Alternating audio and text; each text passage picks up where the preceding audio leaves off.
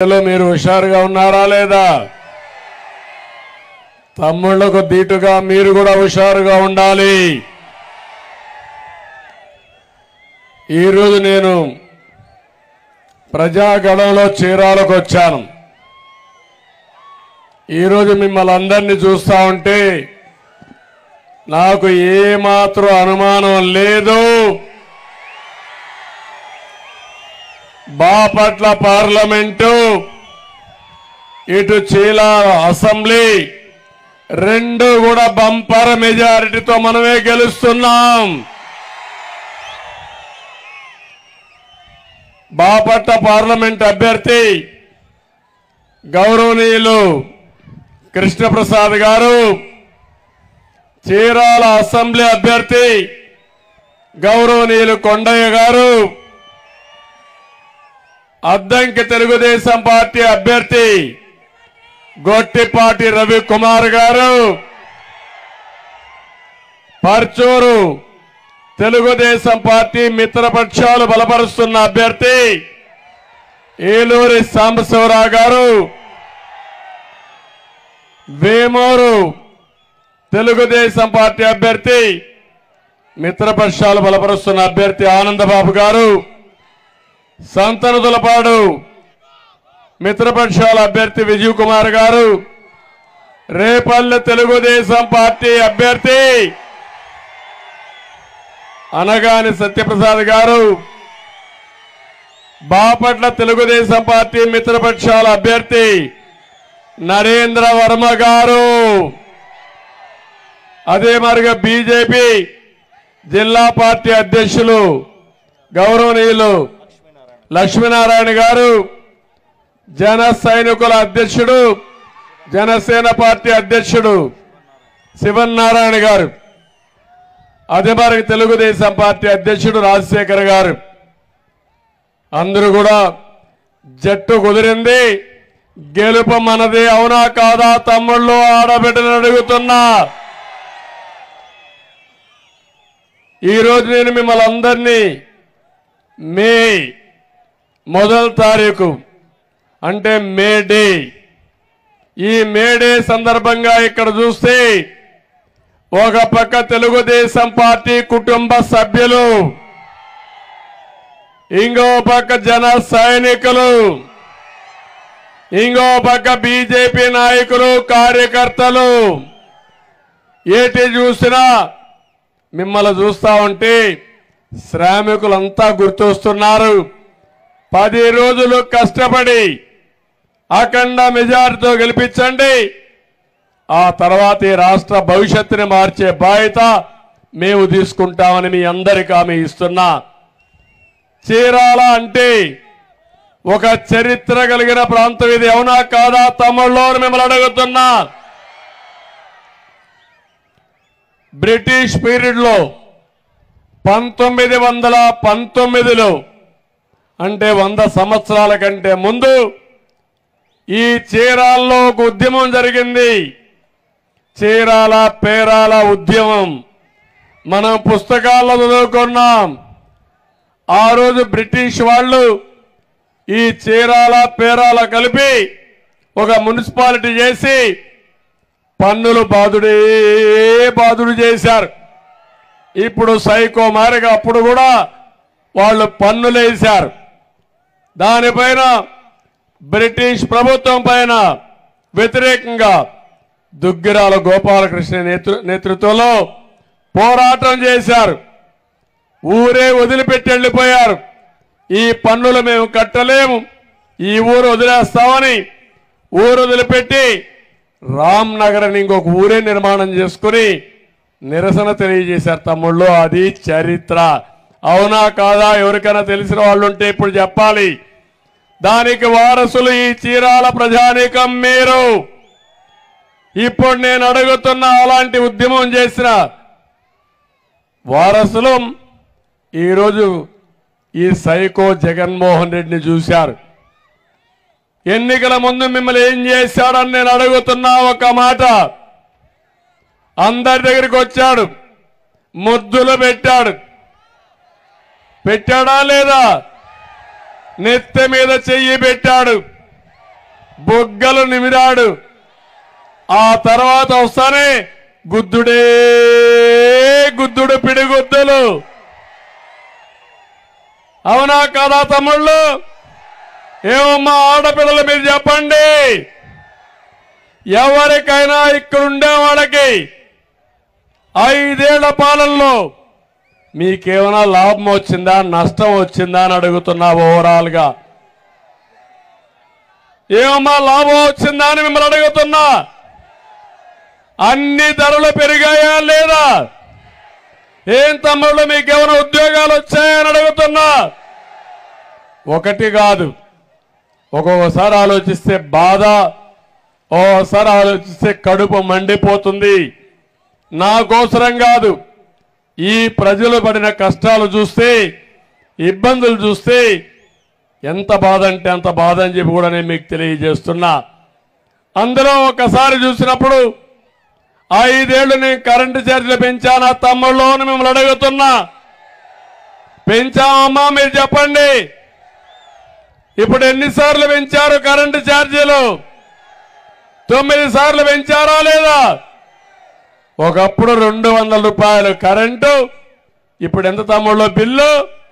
1000 రూపాయలు. అవునా కాదా? 1000 రూపాయలంటే చేతుల పైకి చూపేని మీ నిరసన తెలియజేయండి. 5 ఏళ్లలో 200 రూపాయలు కరెంటు, 1000 రూపాయలు చేసిన సైకో ఎవరు? ఇలాంటి పరిపాలన మనకు కావాలన్నా అని అడుగుతున్నా మిమ్మల్ని. బ్రిటిష్ వాళ్ళు మించిపోయాడా లేదా అని మిమ్మల్ని అడుగుతున్నా. ఇంకొక పక్క పెట్రోల్ డీజిల్ దేశంలోని ఎక్కడా లేని ధరలు ఈ రాష్ట్రంలో విపరీతంగా పెంచేశాడు. దీనివల్ల నిత్యావసర వస్తువుల ధరలు పెరిగిపోయినాయి. ఏమమ్మా అన్ని ధరలు పెరిగాయా లేదా? ఏ విధంగా మగవాళ్ళకు వంట చేసి భోజనం పెడుతున్నారో నాకైతే అర్థం కావడం లేదు. చాలా బాధేస్తుంది. బియ్యం పెరిగింది, పప్పులు పెరిగాయి. మా ఆడబిడ్డ పెరిగిందా చెల్లమ్మ చెప్పు నువ్వే. అన్ని వంట నూనె పెరిగింది, చక్కెర చేదైపోయింది. అన్ని ఇబ్బందులే ఇబ్బందులు. ఇవన్నీ ఒక ఎత్తు అయితే మా మగవాళ్ళు కొంతమంది మందు బాబులు కూడా ఉన్నారు. జగన్మోహన్ రెడ్డి ఒక వ్యాపారి, ఒక దళారి, ప్రజలు ఎట్లా పట్టుకొట్టాలనో తెలిసిన వ్యక్తి. మీ బలహీనతని సొమ్ము చేసుకున్న దళారి ఈ జగన్మోహన్ రెడ్డి సైకో అని చెప్పి నేను మీకు తెలియజేస్తున్నా. ఎంత తెలివంటే 60 రూపాయలు అమ్మే చీప్ లిక్కర్ అవునా కాదా అని అడుగుతున్నా. ఈరోజు ఎంత తమ్ముళ్ళు 60 రూపాయలు అమ్మే చీప్ లిక్కర్ క్వార్టర్ బాటిల్ ఎంత? ఇప్పుడు 200 రూపాయలు. అవునా కాదా? తోపుడు బండ్లో ఆన్లైన్ పేమెంట్స్ ఉంటాయి. అవునా కాదా? మద్యం షాపులో ఉన్నాయా? మాకు తెలీదు, మా మందు బాబులు ఉంటారు, మీరే చెప్పండి. మద్యం షాపులో ఉందా అని అడుగుతున్నా.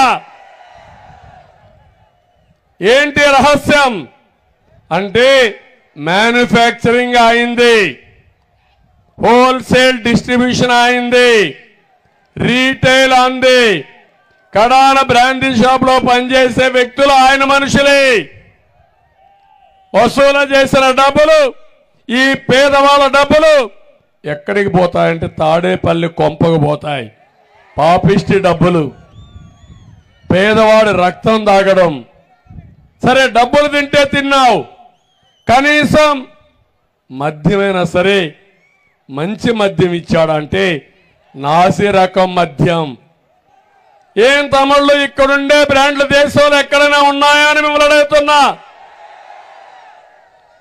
దాని పేరే జే బ్రాండ్, జగ్గుబాయ్ బ్రాండ్.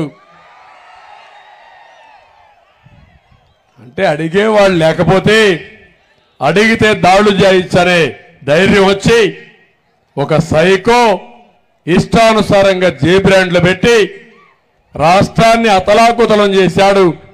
30,000 మంది మా ఆడబిడ్డల తాళిబొట్టు తెంపేసిన దుర్మార్గుడు ఈ సైకో అని చెప్పి నేను మీకు తెలియజేస్తున్నా. అదే నా బాధ, ఆవేదన. ఇదే కాదు, ఏం తమ్ముళ్ళు ఎక్కడైనా ఇసుక దొరుకుతా ఉందా అని అడుగుతున్నా మిమ్మల్ని. ఒక ఇసుక ఫ్రీ, అవునా కాదా? ఉచిత ఇసుక. ఆ రోజు ట్రాక్టర్ 1000 రూపాయలు పెట్టుకుంటే మీ ఇంటికి వచ్చేది లోడింగు, అన్లోడింగు, ట్రాన్స్పోర్ట్ అంతా కలిసి. ఈరోజు ఒక ట్రాక్టర్ ఇసుక ఎంత అని మిమ్మల్ని అడుగుతున్నా. 5000 రూపాయలు, అవునా కాదా? ఎక్కడికి పోతున్నా నాకైతే అర్థం కావడం లేదు. 40 లక్షల మంది భవన నిర్మాణ కార్మికులు పని లేకుండా అయ్యో రామచంద్ర అని ఆత్మహత్యలు చేసుకున్నారు, రోడ్లు పాలైపోయారు. కానీ ఇతనికి మాత్రం ఏ మాత్రం కూడా లెక్కలేనితనం వచ్చేసింది. ఎందుకంటే ఆయన ఒకటి ఆలోచించాడు, ఏ పని చెయ్యలేడు కాబట్టి బెదిరించి భయభ్రాంతులు చేసి మనలందరినీ, ఈ రాజ్యాన్ని ఒక నియంతమారిగా పరిపాలించాలనుకున్నాడు. ఇతను ఒక అహంకారి. అహంకారికి తోడు ఇతను ఒక సైకో నేచర్. ఈ రెండుకు తోడు విధ్వంసమైన అలవాటు. మీరు ఒకసారి ఆలోచించిన గతాన్ని. ఏ ముఖ్యమంత్రి అయినా మంచి పని చేసి మంచి సాంప్రదాయంతో పరిపాలన ప్రారంభిస్తారు. ఈయన రావడమే కలెక్టర్స్ కాన్ఫరెన్స్ పెట్టి నేను కట్టానని ప్రజావేదికని కూల్చేసి పాలన ప్రారంభించాడంటే ఇతను ఒక మనిషి అని మీరు ఒక్కసారి ఆలోచించుకోవాలి. నేర ప్రవృత్తి, నేరాలు ఘోరాలు చేయడం, పోలీస్ వ్యవస్థను ఉపయోగించుకొని ఎక్కడికక్కడ అణిచివేయాలని ఆలోచన తప్ప ఈ రాష్ట్రంలో శాంతి భద్రతలు పరిరక్షించాలి, ప్రజాస్వామ్యంగా ముందుకు పోవాలని ఎక్కడా లేదు. దీనికి తోడు దోపిడీ, మామూలు దోపిడీ కాదు, బందీపోట్లకు మించిపోయిన దోపిడీ, అవునా కాదా అని నేను అడుగుతున్నా మిమ్మల్ని. ఇసుక mafia, mining mafia, sand liquor mafia, land mafia, ఎక్కడ చూసినా మాఫియాల రాజ్యం, ఎక్కడ చూసినా ప్రైవేట్ ఆర్మీ, ఇంకొక పక్క పోలీసులు వత్తాసు. ఈ రెండు కలిపి రాష్ట్రాన్ని నాశనం చేసేశారు. అందుకే నా ఆవేదన ఒకటే అడుగుతున్నా మిమ్మల్ని అందరినీ. నిన్నటి వరకు సెటిల్మెంట్ జరిగాయి, మామూలు సెటిల్మెంట్లు కాదు. మీరు అనుకుంటారు నన్నేం చేస్తారని. ఈ చీరాలలో ఏ విధంగా అయితే రౌడీ జరుగుతుందో ఇదే విధంగా రాష్ట్రం అంతా చేయడానికి ప్రారంభించారు ఈ దుర్మార్గులు. అందుకే మీకు హామీ ఇస్తున్నా, ఈ దుర్మార్గుల్ని తుదముట్టించి మళ్ళా ప్రజాస్వామ్యాన్ని నిర్మాణం చేసే బాధ్యత మా కూటమిదని చెప్పి మీ అందరికీ హామీ ఇస్తున్నా. అందుకే ఈరోజు మీరు చూస్తే, మొన్న మీరు చూశారు, ఒక్క విషయం మీరు గుర్తుపెట్టుకోండి, పరిపాలన తెలిసిన వాడు ఒక పద్ధతి ప్రకారం చేసి సంక్షేమం ఇస్తూ అభివృద్ధి చేసి అదే మన నిరంతరం ఈ కార్యక్రమాలు కొనసాగించే విధంగా చేయాల్సిన బాధ్యత ఉంటుంది. కానీ ఈ ముఖ్యమంత్రి పరిపాలన చేతగాని దద్దమ్మ. మామూలుగా డ్రైవర్కి డ్రైవింగే తెలియకపోతే మీరు తెలియకుండా అతని డ్రైవర్గా నియమించుకుంటే అతను రివర్స్ గేర్లో పోవడం మొదలు పెడితే మీ జీవితాలు ఏమవుతాయో అదే మీరు ఆలోచించుకోవాలి. అదే జరిగింది మన రాష్ట్రంలో. ఈరోజు రాష్ట్రంలో ఏ వ్యవస్థ అయినా పనిచేస్తుందా తమ్ముళ్ళు అని అడుగుతున్నా. వ్యవసాయ శాఖ పనిచేస్తుందా అని అడుగుతున్నా మిమ్మల్ని. విద్యాశాఖ పనిచేస్తా ఉందని అడుగుతున్నా. ఈరోజు స్కూల్స్కి రంగులు కొడితే పిల్లలకు చదువు వస్తుందా? ఈయన చేసిన పని స్కూలుకు రంగులు కొట్టుకున్నాడు, పిల్లలకు చదువు వస్తుందని మాట్లాడుతున్నాడు. ఒక టీచర్ నియమించాడా అని మిమ్మల్ని అడుగుతున్నా. ఒక టీచర్ లేడు. టీచర్ని బ్రాందీ షాపుల దగ్గర కాపలా పెట్టాడు. ఏమనాలి? ఎన్ని విద్య విలువ తెలియని వ్యక్తి, చదువుకోని వ్యక్తి, విధ్వంసకారుడు, అహంకారి, ఒక గురువును కూడా అవమానించే పరిస్థితికి వచ్చాడు. అందుకే ఈరోజు ఒకటే గుర్తుపెట్టుకోండి, నిన్న ఎన్నికల మేనిఫెస్టో ఇచ్చాడు. అర్థమైపోయింది అతనికి. అప్పులు తెచ్చాడు 13 లక్షల కోట్లు, అప్పిచ్చేవాడు లేడు, ఆదాయం తగ్గిపోయింది, జీతాలు ఇవ్వలేని పరిస్థితి, ఆరోగ్యశ్రీకి డబ్బులు లేని పరిస్థితి. ఎవరు కూడా గుర్తుపెట్టుకోవాల్సింది, సంపద సృష్టిస్తే, ఆదాయం పెరిగితే ఆ ఆదాయాన్ని సంక్షేమ కార్యక్రమాలకు ఖర్చు పెట్టే అవకాశం ఉంటుంది. అసలు సంపాదన లేదు. మీ ఇంటి పైన ట్యాంకులో నీళ్లు లేకపోతే కిందన ట్యాప్లో నీళ్లు వస్తాయా తమ్ముళ్ళు అని మిమ్మల్ని అడుగుతున్నా. మీ చెరువులో నీళ్లు లేకపోతే కాలువలో నీళ్లు వస్తాయని మిమ్మల్ని అడుగుతున్నా. నేను ఆ రోజు అభివృద్ధి చేస్తే ఆ అభివృద్ధిలో వచ్చిన ఆదాయం చేసే వెసులుబాటున్న అప్పుకి మొత్తం అప్పులు తెచ్చాడు. తెచ్చి దోచింది దొరికింది దోచేశాడు. అన్నీ అయిపోయినాయి. ఇప్పుడు ఇతర ప్రవర్తన ఎట్టుందంటే ఏమీ చెయ్యలేని చేతులెత్తేశాడు. మామూలుగా ఏ ముఖ్యమంత్రి అయినా ఒక విషయం మీరు గుర్తుపెట్టుకోండి, ఇక్కడుండే ప్రజానీకానికి మీకు ఆశలు ఉన్నాయా లేదా అని అడుగుతున్నా, కోరికలు ఉంటాయా లేదా అని అడుగుతున్నా. ఇతనిచ్చే 10 రూపాయలు ఇచ్చి 100 రూపాయలు దోచేసుకుంటే మీ జీవితాల్లో మార్పు వస్తుందా అని మిమ్మల్ని అడుగుతున్నాను నేను. అలాంటి పరిస్థితి తీసుకొచ్చాడు. అందుకే నేను ఆలోచించి ఒకటే చెప్తున్నా, మొన్న ఆయన ఎన్నికల మేనిఫెస్టో చూశారు, నిన్న మా ఎన్నికల మేనిఫెస్టో, కూటమి మేనిఫెస్టో, ప్రజా మేనిఫెస్టో మీరు చూశారు. అదిరిపోయే మేనిఫెస్టో ఇచ్చామని చెప్పి నేను మీ అందరికీ తెలియజేస్తున్నా. ఒక్కసారి చదవండి మేమేం ప్రామిస్ ఇచ్చామని. ఒకసారి చరిత్ర నెమరు వేసుకోండి. అభివృద్ధి చేసిన పార్టీ తెలుగుదేశం పార్టీ. అభివృద్ధి సంక్షేమాన్ని ముందుకు తీసుకుపోయే సత్తా ఉండే కూటమి ఎన్డీఏ కూటమి అని చెప్పి నేను మీకు తెలియజేస్తున్నా. ఈరోజు నరేంద్ర మోడీ గారు భారతదేశానికి ఒక విజన్ ఇచ్చాడు. 2047కి భారతదేశం ప్రపంచంలో ఒక అగ్రదేశంగా ఉండాలని, భారతీయులు నెంబర్ 1గా ఉండాలని, దీనికి వికసిత్ భారత్ అనే కార్యక్రమంలో ఒక విజన్ తయారు చేశాడు.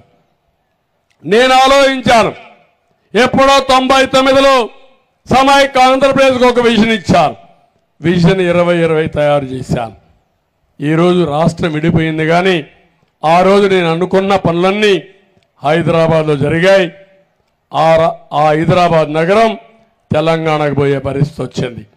కానీ ఒక్క విషయం మీరు గుర్తుపెట్టుకోవాలి, పాలకులనే వాళ్ళం ప్రజల కోసం బ్రతకాలి. మేము చేసే పనులు మాతోనే అంతం కావాలని కోరుకుంటే అది దుర్మార్గం అవుతుంది. ఎవరు ఏ పని చేసినా దాన్ని కొనసాగించి దాన్ని ఇంకా ముందుకు తీసుకుపోగలిగితే ప్రజలకు మంచి ఫలితాలు వస్తాయి. నేను ముఖ్యమంత్రిగా ఉండి హైటెక్ సిటీ కట్టాను, ఒక ఔటర్ రింగ్ రోడ్ వేశాను, ఇంటర్నేషనల్ ఎయిర్పోర్ట్ కట్టాను. అన్ని ప్రారంభిస్తే నా తర్వాత వచ్చిన రాజశేఖర్ రెడ్డి ఏది కూడా కూల్చేయలా.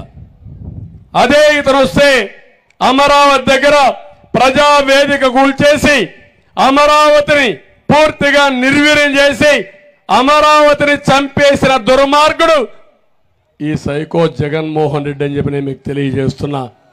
మీకు అనిపించవచ్చు ఏంటి నష్టం అని. ఈరోజు అమరావతి కానీ పూర్తి అయితే చీరాల నుంచి 1:30 గంటలు మీరు నేరుగా అమరావతికి పోయి పని చూసుకొని మళ్ళా సాయంత్రం ఇక్కడికి వచ్చేవాళ్ళు. మన పిల్లలకు చదువు కోసం, ఉద్యోగాల కోసం, పనుల కోసం నేరుగా పోయే అవకాశం ఉండేది. ఒక సంపద సృష్టించే కేంద్రంగా ఉండేది. సంక్షేమ కార్యక్రమాలు ఇవ్వడానికి ఆదాయాన్ని పెంచే ఒక సెంటర్గా ఉండేది. ఇది కాకుండా చిన్న చిన్న పనులకు ఈరోజు చీరాలలో పని లేకపోతే, బాపట్లలో పని లేకపోతే హైదరాబాద్కు బెంగళూరుకు చెన్నైకు పోయే కర్మ ఇప్పటికే మనకు పట్టింది. ఎవరన్నా అడిగితే ఏది మీ రాజధాని అంటే రాజధాని పేరు చెప్పలేనటువంటి దౌర్భాగ్యం తెలుగు జాతికి ఉందంటే బాధ కదా తమ్ముళ్ళు. ఒక్కసారి మీరు ఆలోచించమని మిమ్మల్ని కోరుతున్నా. ఇలాంటి ఒకటి కాదు, ఈరోజు మీకు నీళ్లు వచ్చాయి. నేను ఆ రోజు కృష్ణా డెల్టాలో నీళ్లు రాకపోతే పోలవరం లేట్ అవుతుందని ఆ రోజు పట్టిసీమ ప్రాజెక్టు పూర్తి చేసి ఆ నీళ్లు కృష్ణా డెల్టాకి ఇచ్చి మీ పంటలు ఒక నెల కంటే ముందే ఖరీఫ్ వేసుకునే విధంగా తయారు చేసిన పార్టీ తెలుగుదేశం పార్టీ అని చెప్పి నేను మీకు తెలియజేస్తున్నా. ఎప్పుడు కూడా దాన్ని కూడా పట్టిసీమ ప్రాజెక్టు ఉన్ననా ఆ నీళ్లు లేకుండా అది నేను ప్రారంభించానని ఆ ప్రాజెక్ట్ నేను నిర్మాణం చేశానని ద్వేషంతో నీళ్లు ఉపయోగించుకొని దుర్మార్గుడు ఈ ముఖ్యమంత్రి అని చెప్పి నేను మీకు తెలియజేస్తున్నా. ఇప్పుడు ఆయన పనులు చేశాడు, కొన్ని చెడ్డ పనులు ఉన్నాయి, అవి సరిచేస్తాం. ఒకటి రెండు మంచి పనులు ప్రజలకు ఉపయోగపడితే రేపు రాబోయే రోజుల్లో నేను అవి కూడా కొనసాగిస్తాను తప్ప ఒక సైకో చేశాడని అవన్నీ కూడా నేను విధ్వంసం చేయనని మీకు అందరికీ హామీ ఇస్తున్నా. అది నా పరిస్థితి. ఏ పని చేసినా బాధ్యత ఉండాలి, ఏ పని చేసినా ప్రజలకు ప్రయోజనం ఉండాలి. అదే పరిపాలన. అలాంటి పరిపాలనతో ముందుకు పోవాల్సిన అవసరం ఉంది. తమ్ముళ్ళు ఆడబిడ్డలు మిమ్మల్ని అందరినీ ఒకటే అడుగుతున్నా. ఈరోజు మే 1వ తారీఖున మే 13వ తారీఖు జ్ఞాపకం ఉందా మీ అందరికీ అడుగుతున్నాను. ఉందంటే చేలు పైకెత్తండి. నాకంటే హుషారుగా ఉన్నారు. ఎప్పుడెప్పుడు 13 వస్తుందా, ఎప్పుడెప్పుడు ఓటింగ్కి వెళదామా, వెళ్ళి కూటమి అభ్యర్థులు ఎన్డీఏ అభ్యర్థులు ఎక్కడున్నా ఆ గుర్తుకు ఓటేసి ఇక్కడైతే ఈ పార్లమెంట్లో అయితే పార్లమెంట్ అభ్యర్థి తెలుగుదేశం పార్టీ సైకిల్ గుర్తు, అసెంబ్లీ అభ్యర్థులు 7 మంది కూడా సైకిల్ గుర్తే. 7 మందిని గెలిపించండి. పోయినసారి కూడా 4 ఎమ్మెల్యేలు గెలిపించిన ఘనత మీది. కానీ ఈసారి నాకు అనుమానమే లేదు, 7కు 7 మనం గెలుస్తున్నాం. స్వేచ్ఛగా ఓటేయండి, ఆలోచించి ఓటేయండి, మీ భవిష్యత్తుకు ఓటేయండి, మీ పిల్లల భవిష్యత్తుకు ఓటేయమని మిమ్మల్ని కోరుకుంటున్నా. నేను ఇచ్చినటువంటి చూస్తే నిన్న మేము ఒక మేనిఫెస్టో తెచ్చాం. ఎన్నో సంవత్సరాలుగా అగ్రవర్ణాల్లో ఉండే పేదవాళ్ళలో ఒక ఆలోచన ఉంది. ఆ ఆలోచన మాకు రిజర్వేషన్ లేవు, కాలేజ్ సీట్లలో ఉద్యోగాలని బాధ ఉంటే ఫస్ట్ టైం చరిత్రలో 10% ఉద్యోగాలు ఆర్థికంగా వెనుకబడిన అగ్రవర్ణాల పిల్లలకి రిజర్వ్ చేశామని చెప్పి నేను మీకు తెలియజేస్తున్నా.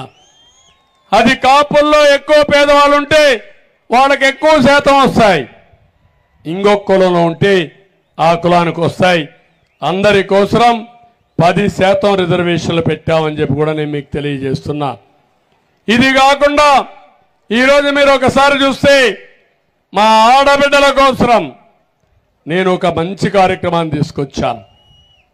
ఎప్పుడు కూడా తెలుగుదేశం పార్టీ మా ఆడబిడ్డలకు పుట్టిల్లు, మీకు ఆస్తిలో సమాన హక్కు ఇచ్చిన నాయకుడు నందమూరి తారక రామారావు గారు. ఆ విషయం మీరు గుర్తుపెట్టుకోవాలి.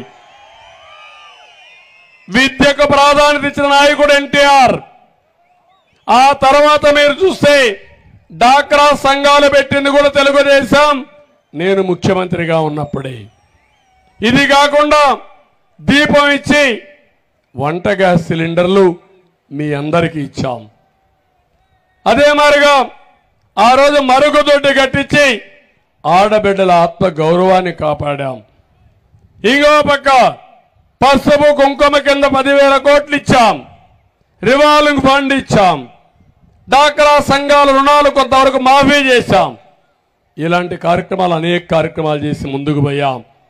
ఈరోజు మళ్ళీ మహాశక్తి కింద మా ఆడబిడ్డలందరికీ 4 కార్యక్రమాలు ఇచ్చాం.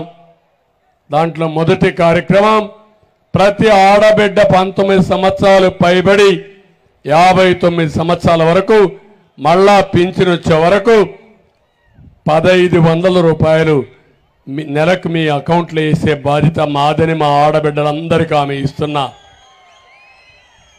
సంవత్సరానికి 18,000, 5 ఏళ్లలో 90,000 రూపాయలు మా ఆడబిడ్డల అకౌంట్లో వేస్తాం.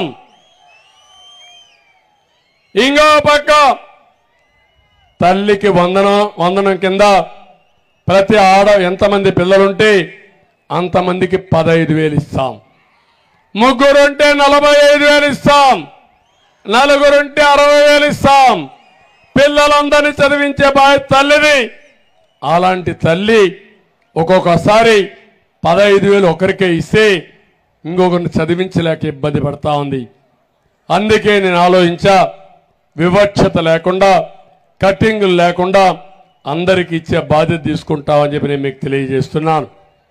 3వ దీపం కింద ధరలు తగ్గేదా వరకు అవసరమైతే శాశ్వతంగా 3 గ్యాస్ సిలిండర్లు ఉచితంగా ఇచ్చే బాధ్యత మాదని ఆడబిడ్డలందరికీ హామీ ఇస్తున్నా. ఇది కాకుండా 4వ కార్యక్రమం ఆర్టీసీ బస్సుల్లో ఉచిత ప్రయాణ సౌకర్యం. రేపు రాబోయే రోజుల్లో పక్కనెక్కడన్నా ఉద్యోగాలు వస్తే ఆ ఉద్యోగాలు చేసుకోవడానికి ఎక్కడికి పోవాలన్నా ఫ్రీగా ప్రయాణం చేయడానికి ఉచిత బస్ సౌకర్యం ఏర్పాటు చేస్తామని చెప్పి నేను మీకు తెలియజేస్తున్నాను. ఇదే కాకుండా ఈరోజు రాష్ట్రంలో ఒకటి హామీ ఇస్తున్నా, డాక్రా సంఘాలకి 10 లక్షల వరకు వడ్డీ లేని రుణాలు ఇచ్చే బాధ్యత మాది. 0 ఇంట్రెస్ట్ రేట్. దీనివల్ల 10 లక్షలు మీరు అప్పు చేయొచ్చు. మేమిచ్చే డబ్బులు అదనంగా పెట్టచ్చు. మార్జినల్ మనీగా దీని వ్యాపారాలు చేయొచ్చు. దానికోసం నేను ఆలోచించాను. చేపను ప్రతిరోజు ఇవ్వడం కాదు, చేపను పట్టుకునే విధానం నేర్పించి మా ఆడబిడ్డలకి ఆర్థికంగా పైకొచ్చే విధంగా చేసే బాధ్యత మాదని మీ అందరికీ హామీ ఇస్తున్నా. ఈరోజు గవర్నమెంట్ ఆఫ్ ఇండియా కూడా ఒక కార్యక్రమం తీసుకున్నారు, ఆడబిడ్డల్ని లక్షాధికారులు చేయాలని. నేను మీ అందరికీ హామీ ఇస్తున్నా, మా ఆడబిడ్డల్ని శక్తివంతమైన ఆడబిడ్డలుగా, ఎక్కువ ఆదాయాన్ని సంపాదించే ఆడబిడ్డలుగా, గౌరవంగా బ్రతికే విధంగా తయారు చేసే బాధ్యత మాదని మీ అందరికీ హామీ ఇస్తున్నా. ఇవే కాకుండా మా తమ్ముళ్ళకి హామీ ఇస్తున్నా, తమ్ముళ్ళు మీకేమైనా ఉద్యోగాలు వచ్చాయా అని మిమ్మల్ని అడుగుతున్నా. మళ్ళీ జాబు రావాలంటే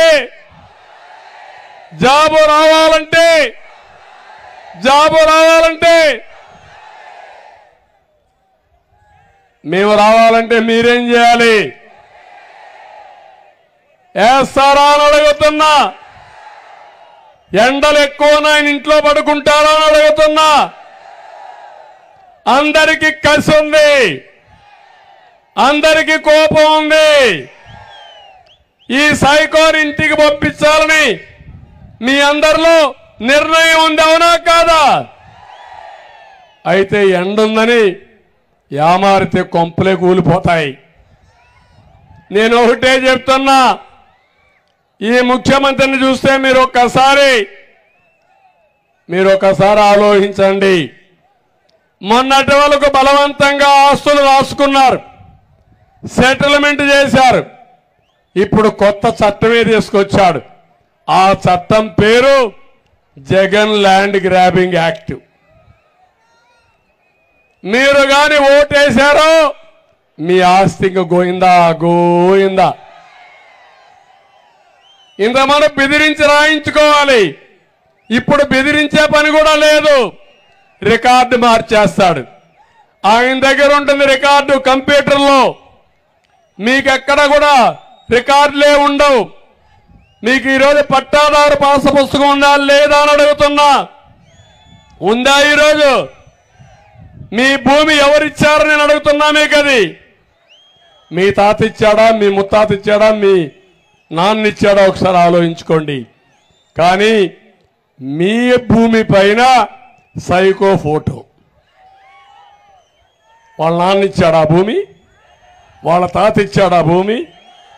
మీ భూమి పైన ఈయన పెత్తనం ఏంటని అడుగుతున్నా నేను మిమ్మల్ని అందరినీ. రేపటి నుంచి మీ భూమి మీది కాదు, మనం అందరం బానిసలం. ఆయన ఏం చెప్తే, ఆయన ఎవడికి రాసిస్తే వాడికే భూమి అయిపోతుంది. మనం ఆయన దగ్గర బానిసల వారిగా బతికే పరిస్థితి వస్తుంది. ఇప్పటికీ అలాంటివి జరుగుతున్నాయి. ఈరోజు నేను అడుగుతున్నా, సవాలు విసురుతున్నా. ఏదైతే చట్టం మేము రూపొందించాం అమలు చేయాలంటున్నారు. ఎందుకు రూపొందించారో సమాధానం చెప్పమని అడుగుతున్నా. మేము ఈ చట్టాన్ని రద్దు చేయమన్నాం, రద్దు చేస్తారా లేదా అని అడుగుతున్నా. మీరు రద్దు చేయకపోతే నేను వస్తానే మొదటి సంతకం డిఎస్సి పైన పెడతా, రెండో సంతకం జగన్ ల్యాండ్ గ్రాబింగ్ చట్టాన్ని రద్దు చేస్తారని మీ అందరికీ హామీ ఇస్తున్నా. నీకేదైనా భయం ఉంటే, ప్రజలపైన విశ్వాసం ఉంటే నీ ల్యాండ్ గ్రాబింగ్ చట్టాన్ని రద్దు చేయి. ఇప్పుడు చేయడానికి కూడా వీలు లేదు. ఎందుకంటే ఎన్నికలు అనౌన్స్ చేసిన తర్వాత అతను ఏమీ చేయడానికి అవకాశం లేదు. కానీ క్షమాపణ చెప్పాల్సిందిగా మీ అందరి తరపున డిమాండ్ చేస్తున్నా. ఇది అన్యాయం అవునా కాదా? మీ ఆస్తి కొట్టేయాలనుకోవడం, మీ ఆస్తి మీది కాకుండా చూడాలనుకోవడం, రికార్డులు తారుమారు చేయడం, ఇది నేరం అవునా కాదా అని మిమ్మల్ని అడుగుతున్నా. ఎన్నో సంవత్సరాలుగా ఒక్క సెంటు కోసం మన ఊర్లో మనం గొడవలు పడతాం.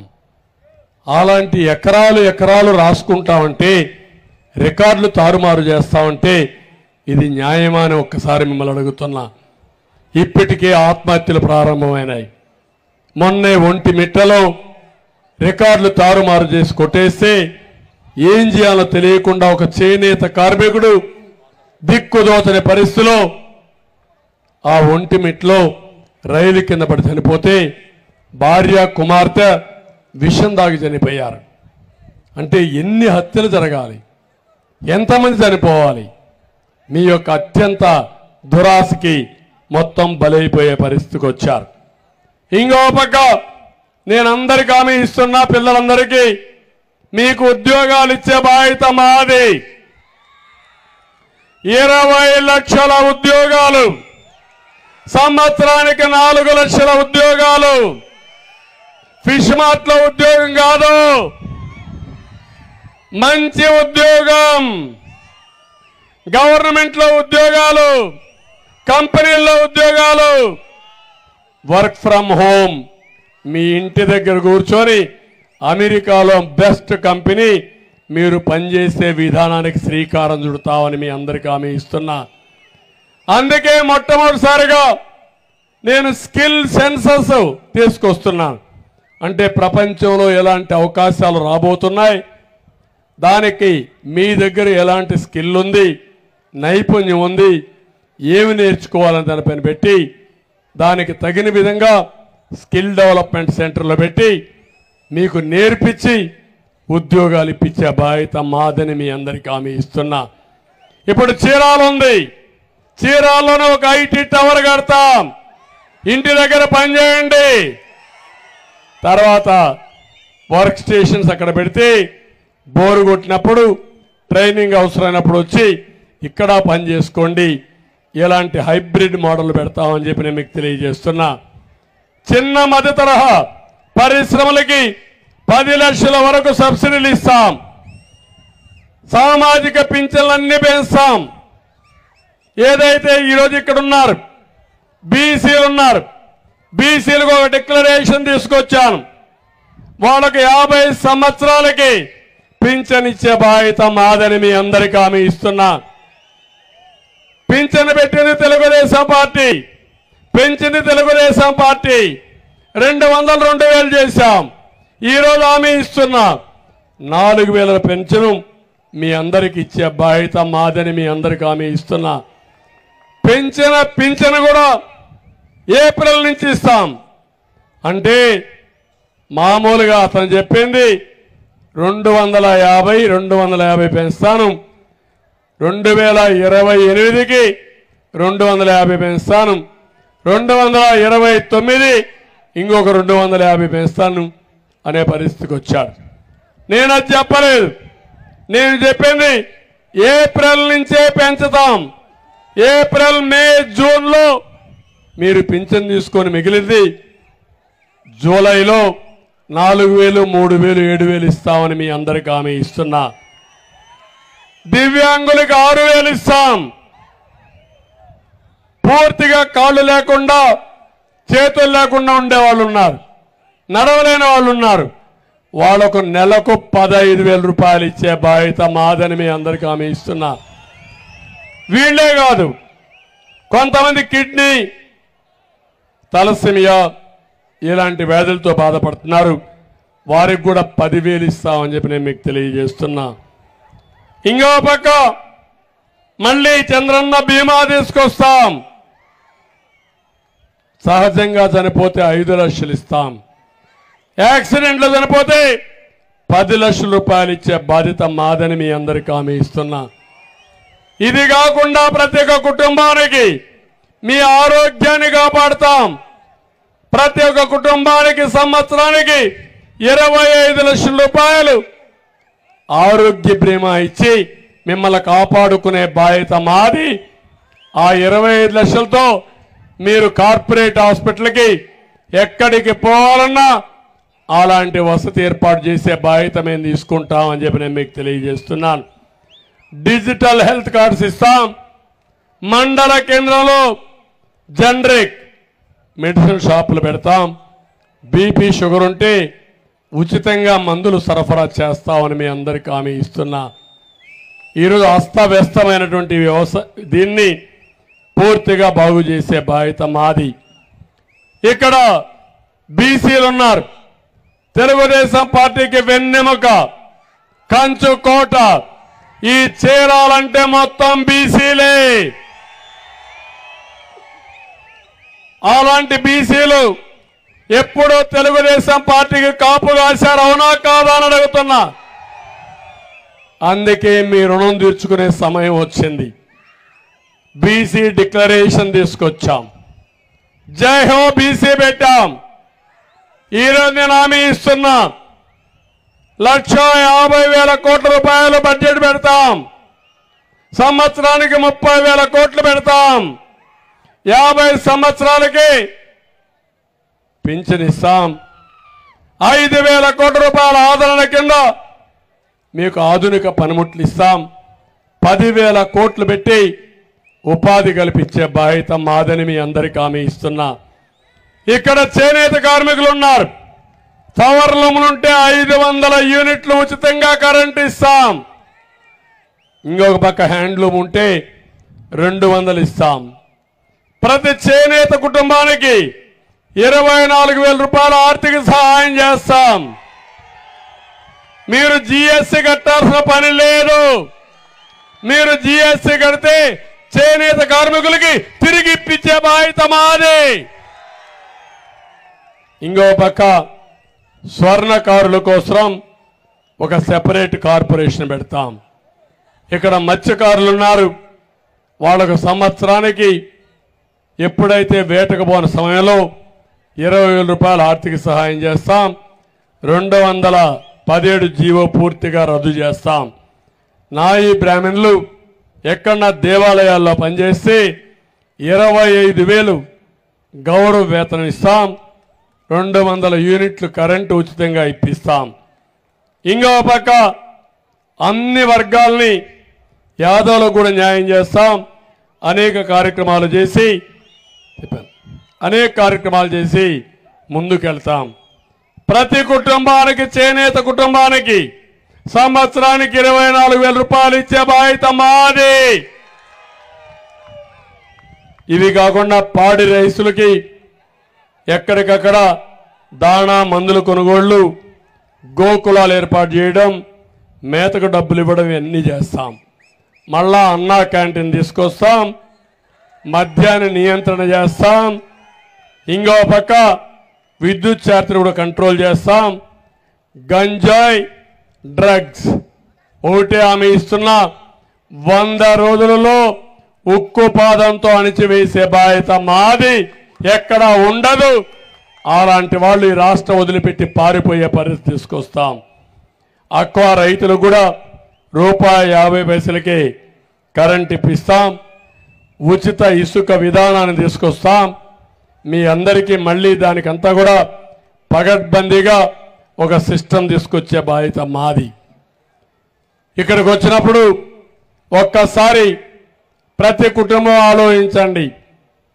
నేను ఒక ఆడబిడ్డకు చెప్పాను 4 కార్యక్రమాలు, ఒక యువతకు చెప్పాను ఏమి ఇస్తామని, నిరుద్యోగ భృతి 3000, ఒక రైతు ఆ ఇంట్లో ఉంటే 20,000 రూపాయలు అన్నదాత కింద, ఒక 20,000 తల్లికి వందనంలో 15,000, ఇంకో పక్క వీళ్ళకు 3,000 నెలకు, ఎవరన్నా వృద్ధులుంటే 4,000 నెలకు.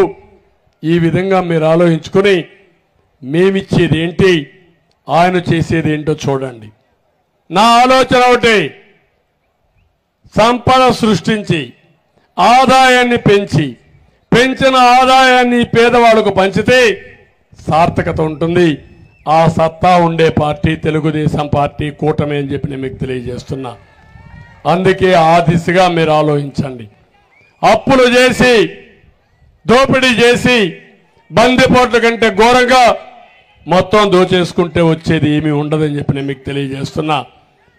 ఇక్కడ ఒక్క విషయం గుర్తుపెట్టుకోండి, ఈ నియోజకవర్గంలో 2019లో తెలుగుదేశం పార్టీ పైన అభిమానంతో ఏకపక్షంగా మీరందరూ ఓట్లేసి గెలిపించారు, అవునా కాదా? ఎక్కడున్నాడా పెద్ద మనిషి? ఇప్పుడు ఎక్కడున్నాడా పెద్ద మనిషిని అడుగుతున్నా. అంటే పనుల కోసం కక్కుర్తి పడేవాళ్ళు రాజకీయాలకు అవసరమా తమ్ముళ్ళు అని అడుగుతున్నా. వీళ్ళ నాయకులని మిమ్మల్ని అడుగుతున్నా. ఇక్కడ ఉన్నారు గొట్టెపాటి రవికుమార్, అనగాని సత్యప్రసాద్, పర్చూరి సాంబశివరావు. ఏం వాళ్ళకి ఇబ్బందులు లేవా? వాళ్ళు అడ్డదారులు దొక్కలేదే, పారిపోలేదే. అంటే నువ్వు రాజీనామా చేసిపోయి ఉండాల. కానీ ఇక్కడ గెలిచి అడ్డదారులు దొక్కి మళ్ళా కథలు మాట్లాడుతూ మళ్ళా తెలుగుదేశానికి వచ్చేస్తాం కాబట్టి ఓటేసేమని మోసం చేసే వ్యక్తులకి గుణపాఠం చెప్పమని మిమ్మల్ని అందరినీ కోరుతున్నా. సిద్ధమా తమ్ముళ్ళని మిమ్మల్ని అడుగుతున్నాను. ఏమమ్మా ఆడబిడ్డలని మిమ్మల్ని అడుగుతున్నా. అయారాం గయారాములు మాకు అవసరం లేదు. నిఖర్చుగా ఉండే బంగారు లాంటి వ్యక్తులు నా దగ్గర ఉన్నారు. నష్టాన్ని కష్టాన్ని అనుభవించారు. వాళ్ళతోనే ముందుకు పోతాం తప్ప ఇలాంటి వాళ్ళని ఎట్టి పరిస్థితుల దగ్గర కూడా చేర్చమని మరొక్కసారి మీ అందరికీ తెలియజేస్తున్నా. ఇంకొక ఆయన ఉన్నాడు, నేను ఎమ్మెల్యేగా వచ్చి పార్టీలో చేస్తాను అడుక్కుంటే చేర్చుకుంటే అక్కడి నుంచి అన్ని పనులు చేసుకొని ఎన్నికల ముందు పారిపోయిన వ్యక్తి, అవునా కాదా అని మిమ్మల్ని అడుగుతున్నా. ఇది అవకాశవాద రాజకీయం అవునా కాదా అని మిమ్మల్ని అడుగుతున్నా. ఈడ రౌడీజం చేస్తే భయపెడితే భయభ్రాంతులు చేస్తే వీళ్ళు రాజకీయం చేయొచ్చు అనుకుంటున్నారు. కానీ ఇది జరగదు అని మీరు చెప్పాల్సిన అవసరం ఉంది. ఇక్కడికి వచ్చినప్పుడు చీరాల్లో త్రాగునీటి సమస్య ఉంది. మీకు ఒకటే హామీ ఇస్తున్నా, ప్రతి గ్రామానికి ప్రతి టౌన్లో త్రాగునీటి సమస్య పరిష్కారం చేస్తాం. కొళ్ళాయి ద్వారా వాటర్ స్కీములు పెట్టి ప్రొటెక్టెడ్ వాటర్ స్కీమ్ ద్వారా నీళ్లు ఇచ్చే బాధ్యత మాదని మీ అందరికీ హామీ ఇస్తున్నా. ఇక్కడికి వచ్చినప్పుడు కుందేరు అభివృద్ధి కొరకు ఆ డ్రైన్ అంతా కూడా పూడిపోయింది. డ్రైన్ రిపేర్ చేయలేడు, పంట కాలువలు రిపేర్ చేయలేడు, 3 రాజధానులు కడతాడంట. అలాంటి దుర్మార్గుడు చెప్పే మాటలు ఏమాత్రం కూడా నమ్మడానికి వీల్లేదు. ఈ కుందేరుని అభివృద్ధి చేస్తాం. తోటవారిపాలెం ఎత్తిపోతల పథకానికి కృష్ణా నీరు తీసుకొస్తాం. 4,000 ఎకరాలు అదనపు ఆయకట్టిస్తాం. వైకుంఠపురం రైల్వే బ్రిడ్జ్తో పాటు పేరాల జయంతిపేట రైల్వే గేటు వద్ద ఓవర్ బ్రిడ్జ్ కూడా నిర్మాణం చేస్తామని చెప్పి నేను మీకు తెలియజేస్తున్నా. వ్యాపార వర్గాలను అన్ని విధాలు ఆదుకుంటాం. టెక్స్టైల్ పార్క్ ఏర్పాటు చేస్తాం. చీరాల్లో ఇది వస్తుంది, చేస్తాం. చేనేతను ప్రోత్సహిస్తామని మరొకసారి మీ అందరికీ హామీ ఇస్తున్నా. ఈ ప్రాంతాన్ని టూరిజం ప్రాంతంగా అభివృద్ధి చేసి మీ రుణం తీర్చుకుంటానని చెప్పి నేను మీకు తెలియజేస్తూ మళ్ళీ ఒకసారి కోరుతున్నా. ఎందుకంటే మిమ్మల్ని చూస్తే చాలా ప్రశాంతంగా కూర్చున్నారు. సముద్రానికంటే మించినట్టు మీరు కనపడుస్తున్నారు. సముద్రమే పొంగి ఇక్కడికి వచ్చిందా అనే అభిప్రాయం వస్తూ ఉంది. అంత ఉత్సాహం చూపించారు. ఈ ఉత్సాహం ఒకటే కోరుతున్నా. 13వ తారీఖున తిరుగుబాటుగా తయారు కావాలి. వైఎస్ఆర్ కాంగ్రెస్ పార్టీని చిత్తుగా ఓటించి బంగాళాఖాతంలో కలిపేయాలి. మన భవిష్యత్తుని మళ్ళీ ముందుకు తీసుకుపోవడానికి మీ సహకారం అవసరం. అందరూ కలిసి దీనికి ముందుకు రావాల్సి కోరుకుంటూ ఇక్కడ కృష్ణప్రసాద్ని 7 మంది ఎమ్మెల్యేలు గెలిపించాల్సిందిగా సైకిల్ ఎక్కడ పోయినా సైకిల్ కనపడాలి. అదే సమయంలో సైకిల్ ఎక్కండి, తెలుగుదేశం జెండా కట్టండి, జనసేన జెండా కట్టండి, బీజేపీ జెండా కట్టండి. అదే మాదిరిగా ఇక్కడ సైకిల్ సింబల్ కాబట్టి ఆ సింబల్ని ముందుకు తీసుకుపోయి అఖండ మెజార్టీతో గెలిపించమని కోరుకుంటూ అందరికీ నమస్కారాలు. జై హింద్, జై తెలుగుదేశం, జై జనసేన, జై బీజేపీ. అందరికీ నమస్కారాలు. సర్వజనుల సంక్షేమం కోసం బాబును మళ్ళీ రప్పిద్దాం. సర్వతోముఖ వికాసం కోసం బాబును మళ్ళీ రప్పిద్దాం. స్వర్ణాంధ్ర సాకారం కోసం బాబును మళ్ళీ